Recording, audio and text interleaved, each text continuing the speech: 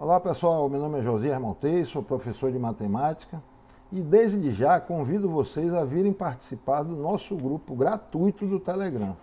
Por lá, com pelo menos meia hora de antecedência para o fechamento do mercado, a gente divulga qualquer atualização nesses times principais, nos times de tiro curto, nos times de valorização. E é muito importante sempre ficarmos atentos com as últimas notícias do sábado.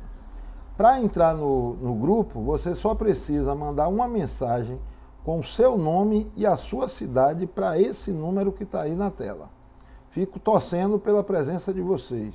Na última rodada, como vocês viram na tela anterior, fizemos 71 pontos, que foi mediano diante do... Ficamos bem acima da média. A média nacional ficou em torno de 52. Mas em uma rodada onde Bruno Henrique desequilibrou totalmente, 71 dá para ficar razoavelmente satisfeito, mas muito razoavelmente. Gostaria, na verdade, de ter colocado ele no lugar de Gabigol, mas quem vai adivinhar o que realmente acontece? Chegamos em 815 pontos, nosso patrimônio passou para 147, conseguimos aumentar, continuamos aumentando ele, mas ainda...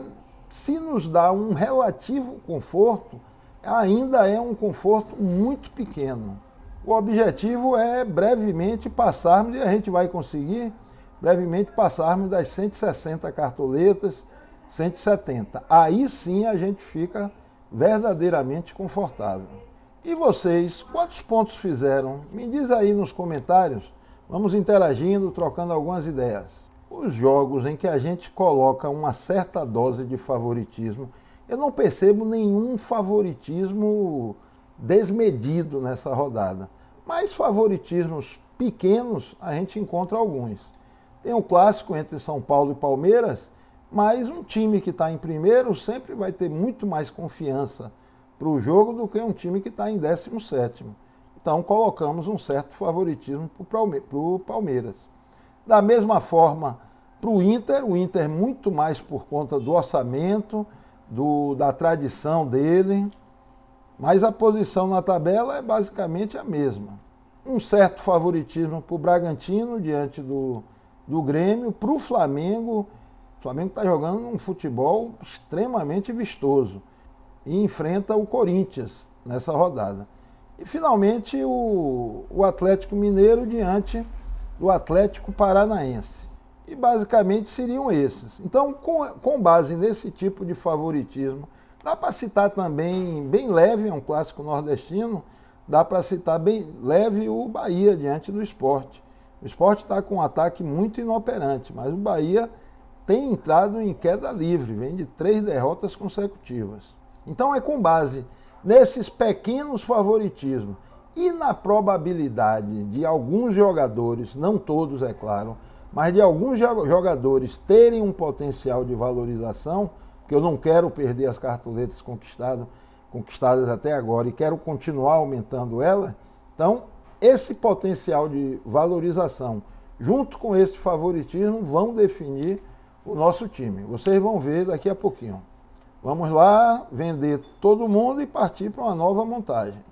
Aqui, nossa defesa e nosso técnico, todos eles têm potencial, porque a gente pensa em valorizar o time, mas a gente não pode comprometer, em hipótese alguma, a pontuação, que é o objetivo principal dessa equipe.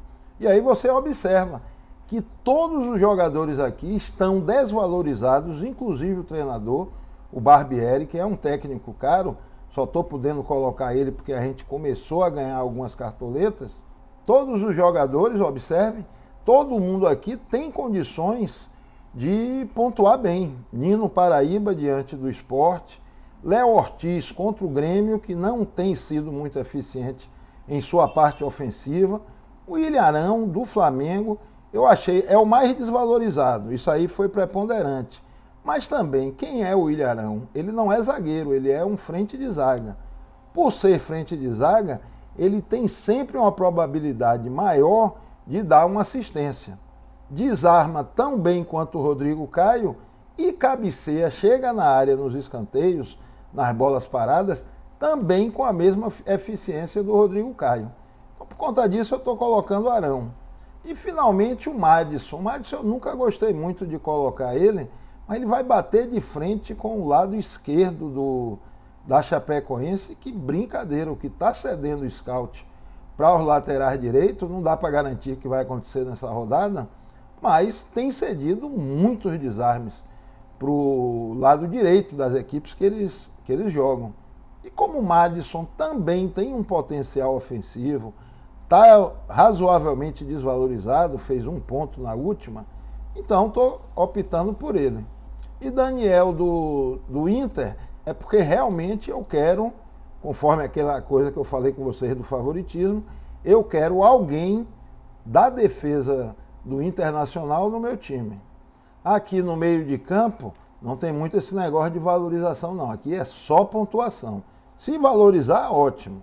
Mas, por exemplo, Arrascaeta e Ederson só valorizam, os dois pontuaram bem na última, têm pontuado bem ao longo do campeonato, eles não devem valorizar. Até pelo contrário, se não se saírem muito bem.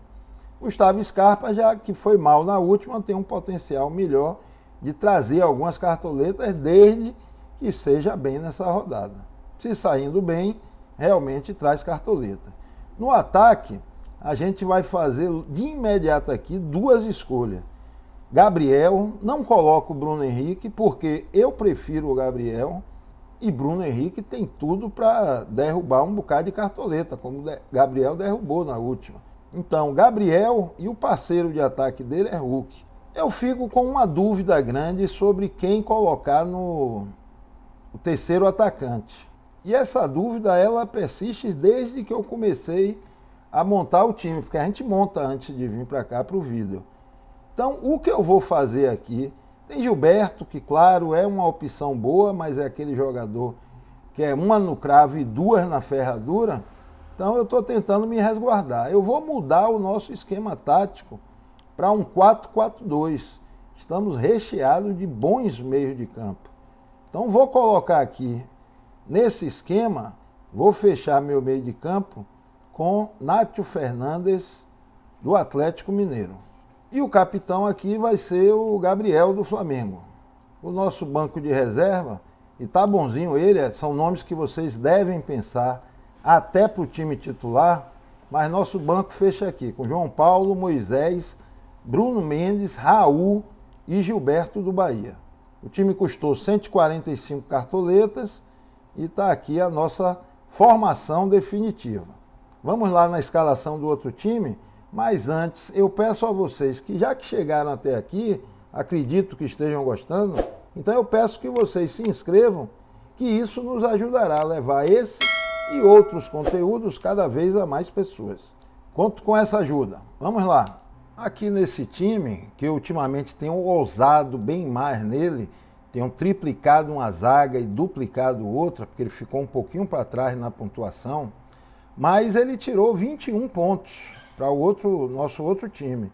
Mas não é por isso que eu não vou fazer um time ousado. Eu quero pegar o primeiro time, fazer aqui 7 alterações e ao final disso vocês vão perceber que o potencial de pontuar dele permanece igual à outra equipe, ao arranca-toco.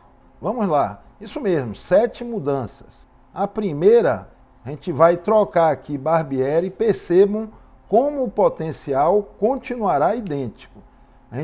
Eu vou tirar aqui logo o Nacho, vou adiantar isso para vocês, mas vou deixar aqui em stand-by. Por agora, a gente tira o Barbieri e coloca como técnico, a gente vai usar o do Internacional. Porque é claro que o Inter tem um certo favoritismo diante do Cuiabá, então o Diego Aguirre tem tudo para pontuar bem, muito embora o time gaúcho não esteja fazendo um campeonato muito convincente. Outra troca que eu já fiz aqui, tirei Daniel, que estava no outro time, e coloquei João Paulo. João Paulo dos Santos enfrenta a Chapecoense. O time da Chape não tem ido muito bem, muito embora jogue em casa, mas eu acredito que o João Paulo tem uma boa chance de fazer algumas defesas. Porque talvez o Santos, cuja defesa não é tão confiável assim, mas pode jogar fechado e fazer com que a Chape chute bastante de fora da área. Isso aí potencializa a defesa dos nossos goleiros. Só que eu não quero dobrar nesse time aqui nenhuma zaga, pelo menos por enquanto. Se eu for triplicar uma e dobrar a outra, vai ser para ficar com o mesmo potencial e divulgo lá no grupo do Telegram. Reforço o convite para vocês. Mas por enquanto, como não quero dobrar, vou retirar Madison e colocar do Bragantino, Madison tem aquele potencial que eu falei com vocês, colocar do Bragantino Aderlan, jogador que tem a segunda melhor média do ano. Só que aí ficou dobrado a zaga do Bragantino, do Red Bull. Então tirar Ortiz e colocar do Internacional, até porque a gente tem que ter um saldo de gol do Inter, uma tentativa de saldo de gol, e não vai ser Cuesta. Cuesta está fazendo o seu pior ano desde que chegou no Brasil. A gente vai colocar Bruno Mendes. Tem desarmado um pouquinho mais que o Cuesta. E aqui diversificamos bastante a zaga. Só que para honrar a tradição, eu vou dobrar a zaga do Santos. Eu vou confirmar o Madison em nosso time. Será que a Chape, vou tirar Nino, será que a Chape não vai ceder toda aquela imensidão de desarmes que tem feito costumeiramente? De qualquer forma, observe que todas as mudanças foram de 6 por meia dúzia. Eu não estou tornando um time mais forte do que o outro. Aqui na vaga de Scarpa, que claro tem um bom potencial, embora seja um clássico, eu vou colocar o companheiro dele, que é o batedor de pênalti do time, Veiga. É até uma possibilidade a ser considerada incluir todos os dois. Mas clássico é clássico, a gente tem que tomar um certo cuidado.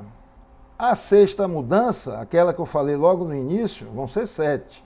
Mas a sexta, que foi, eu retirei o Nacho, é porque eu vou mudar o esquema tático aqui para o 4-3-3. Vai que Gilberto está no dia dele e faz 2 gols. Então colocar Gilberto no nosso ataque. Aí você me fala, cadê a 7ª mudança? A 7ª é essa aqui, tirar a braçadeira de capitão de Gabriel e colocar no Hulk. Ambos têm um potencial muito bom na rodada.